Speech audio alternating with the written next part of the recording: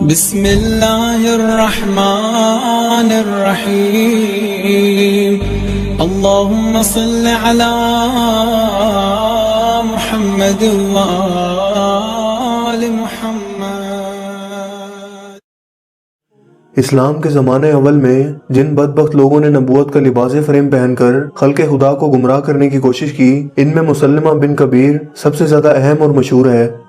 یہ شخص کذاب یمامہ کے لقب سے بھی مشہور ہے، یعنی یمامہ کا جھوٹا شخص۔ مسلمہ کذاب یمن کے مشہور قبیلے بنو حنیفہ کا سردار تھا۔ اس کی کنیت ابو سمامہ اور ابو ہارون تھی۔ اس نے حضور نبی کریم صلی اللہ علیہ وآلہ وسلم کے دور میں اس وقت نبوت کا دعویٰ کیا تھا جب اس کی عمر 100 سال سے بھی زیادہ تھی، اور وہ عمر میں نبی کریم صلی اللہ علیہ وآلہ وسلم کے والد محترم حضرت عبداللہ سے بھی بڑا تھا۔ حضرت عبداللہ کی ولادت سے قبل یہ شخص عام طور پر رحمان یمامہ کے نام سے مشہور تھا۔ یہی وجہ تھی کہ جب خاتم النبیین حضرت محمد صلی اللہ علیہ وآلہ وسلم کے اعلان نبوت کے بعد قرآن کریم نازل ہوا اور قریش نے حضور پاک صلی اللہ علیہ وآلہ وسلم کی زبان مبارکہ سے بسم اللہ الرحمن الرحیم کے الفاظ سنے تو قریش کا ایک آدمی بے ساختہ بول اٹھا کہ اس میں رحمان یمامہ یعنی مسلمہ کذاب کے نام کا ذکر ہے، معاذ اللہ۔ جب نبی کریم صلی اللہ علیہ وآلہ وسلم کی رسالت کا پیغام تمام دنیا میں پھیلنے لگا تو دیگر لوگوں کی طرح مسلمہ کذاب بھی اپنے قبیلہ کے چند لوگوں کے ساتھ حضور کریم صلی اللہ علیہ وآلہ وسلم کی خدمت میں حاضر ہوا اور آپ کے ہاتھ جانشین مقرر کر دیں۔ اس وقت آپ صلی اللہ علیہ وآلہ وسلم کے پاس کھجور کی ایک ٹہنی رکھی ہوئی تھی۔ آپ نے فرمایا، اے مسلمہ، اگر تم خلافت میں مجھ سے یہ شاخ بھی طلب کرو تو وہ بھی میں تمہیں دینے کو تیار نہیں، کیونکہ حضور نبی کریم صلی اللہ علیہ وآلہ وسلم اس کے دل کی ساری کیفیت جان چکے تھے۔ مسلمہ نبوت کے منصب کو اللہ تعالیٰ کی عطا سمجھنے کی بجائے ایک دنیاوی اعزاز سمجھتا تھا۔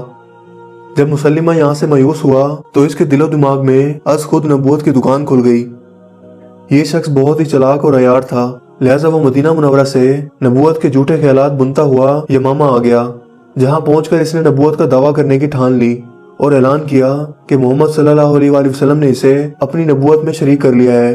اس نے اپنی من گھڑت وحی اور الہام کے قصے کہانیاں سنا کر اپنی قوم بنو حنیفہ کو راہ حق سے ہٹانا شروع کر دیا، جس کا نتیجہ یہ ہوا کہ کمزور عقیدے کے لوگ حضور نبی کریم صلی اللہ علیہ وآلہ وسلم کی رسالت کے ساتھ ساتھ اس کی جھوٹی نبوت کے بھی قائل ہو گئے۔ مسلمہ کذاب نے سجا بنت حارث نام کی عورت سے شادی کی جو بنو کیم کے قبیلہ سے تھی، اور اس کے حسن کا چرچا پورے قبیلے میں تھا۔ لوگ اس کے حسن کی مثال دیا کرتے تھے۔ اپنے باپ حارث کی وفات کے بعد یہ اپنے قبیلے بنو کیم کی سردار بنی۔ یہ عورت علم نجوم کے ساتھ ساتھ جادو کے فن سے بھی واقف تھی۔ حضور نبی کریم صلی اللہ علیہ وآلہ وسلم کے اعلان نبوت اور معجزات سن کر اس کے دل میں خیال آیا کہ نعوذ باللہ میں کیوں نبی نہیں ہو سکتی۔ نبی کریم صلی اللہ علیہ وآلہ وسلم کے وصال کے بعد اس عورت نے بھی جھوٹی نبیہ ہونے کا دعویٰ کر دیا، جس کے دعوے کو اس کے قبیلے نے تسلیم کر لیا۔ یہ عورت اپنا لشکر لے کر عرب کو فتح کرنے نکلی۔ اسی دوران اسے بنو حنیفہ کے سردار مسلمہ کذاب کو پتہ چلا کہ اس نے بھی نبوت کا دعویٰ کر دیا ہے۔ سجا بنت حارث نے یہ سن کر اپنا لشکر یمامہ کی طرف موڑ دیا۔ یمامہ پہنچنے پر مسلمہ کذاب سجا بنت حارث کے حملے کے خوف سے قلعہ میں بند ہو کر بیٹھ گیا۔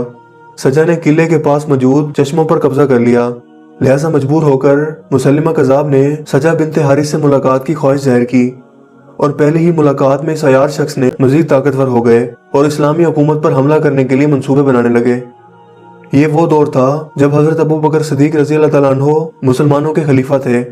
جب آپ کو اس فتنے کی خبر ہوئی تو آپ نے اکرمہ بن ابی جہل اور شرجیل بن حسنہ کو ان کے خلاف لڑنے کے لیے بھیجا، لیکن وہ کامیاب نہ ہو سکے، جس کے بعد مسلمہ کذاب کی ہمت اور حوصلہ مزید بڑھ گیا۔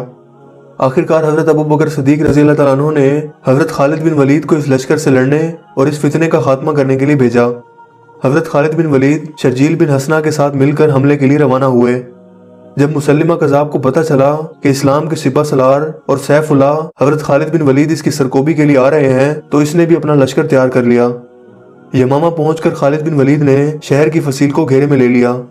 مسلمہ کذاب نے چال چلتے ہوئے اپنا ایک آدمی حضرت خالد بن ولید کے پاس بھیجا کہ کسی طرح صلح کی کوئی صورت نکالی جا سکے، مگر وہ ناکام ہوا۔ اگلے روز خالد بن ولید نے اپنے لشکر سے خطاب میں کہا کہ اے لوگو، نبوت ختم کر دی گئی ہے اور حضور نبی کریم صلی اللہ علیہ وآلہ وسلم اللہ کے آخری نبی ہیں۔ ان کے بعد جو نبوت کا دعویٰ کرتا ہے وہ جھوٹا ہے، اور اسی جھوٹ کے خاتمے کے لیے ہم آج صف آرائے ہیں۔ یہ کہہ کر خالد بن ولید نے اپنی فوج کے ساتھ مسلمہ کذاب کی فوج پر حملہ کیا، اور یوں یمامہ کے مقام پر زبردست جنگ شروع ہو گئی۔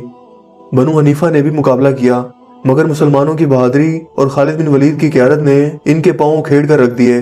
نتیجتاً مسلمہ کذاب اور ان کے ساتھی جان بچا کر ایک باغ میں محصور ہو گئے۔ حضرت براء بن مالک رضی اللہ تعالیٰ عنہ نے دیوار پر چڑھ کر باغ کا دروازہ کھول دیا، لہذا مسلمان اس باغ کے اندر داخل ہو گئے۔ اس دوران 10,000 مرتدین مارے گئے۔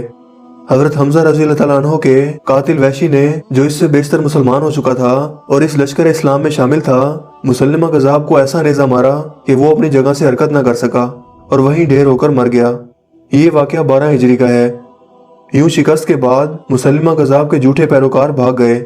اس کی بیوی سجا بنت حارث مسلمانوں کے ہاتھوں گرفتار ہوئی، جو بعد میں توبہ کر کے مسلمان ہو گئی۔ اس فتنہ کے ختم ہونے پر حضرت ابو بکر صدیق رضی اللہ تعالیٰ عنہ نے اللہ کا شکر ادا کیا۔ مسلمہ کذاب نے جو شریعت بنائی تھی، اس میں 5 نمازوں کی بجائے صرف 3 نمازیں رکھی گئی تھیں۔ فجر اور عشاء کی نماز کو نکال دیا گیا تھا، جبکہ بعض احکامات عیسائیت سے لے کر متعارف کروائے گئے تھے۔ اس نے رہبانیت پر زیادہ زور دیا اور پہلا بیٹا پیدا ہونے پر بیوی کو از خود طلاق پڑ جاتی تھی۔ اپنی جھوٹی نبوت کے دعوے کے شروع کے دور میں اس نے حکم دیا کہ جس شخص کے ہاں لڑکا پیدا ہو جائے تو وہ بیوی سے اس وقت تک جسمانی تعلق قائم نہ کرے جب تک یہ لڑکا زندہ ہو۔ ہاں اگر مر جائے تو دوسرا لڑکا پیدا ہونے تک اس سے جسمانی تعلق قائم کر لے۔